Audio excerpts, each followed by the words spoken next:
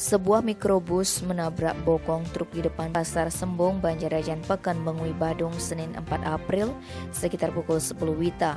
Akibat kejadian tersebut, sang sopir berikut 2 penumpang mikrobus mengalami luka-luka. Kasat Lantas Polres Badung AKP Aan Saputra menerangkan, berdasarkan laporan dari masyarakat ke unit Gakum Satlantas Polres Badung, insiden bermula ketika truk yang dikemudikan Iwayan Aryadana parkir di sebelah barat jalan menghadap ke utara. Saat kejadian, mikrobus Mitsubishi yang dikemudikan ke desa Miade melintas dari arah selatan menuju utara.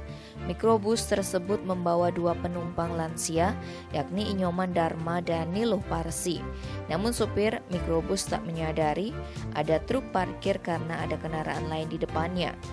Nah, ketika kendaraan tersebut lewat, Samiade terkejut tak bisa merespon dengan cepat. Naas mikrobus itu menabrak bokong truk hingga ringsek di bagian depannya.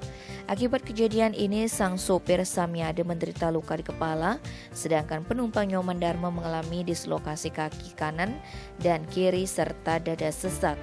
Lalu Loh Parsi mengalami dislokasi kaki kanan. AKP Aan Saputra menyebut, sopir truk kurang hati-hati memarkir kendaraan karena tidak pada tempatnya sehingga memicu kecelakaan. Tim Bali Express melaporkan.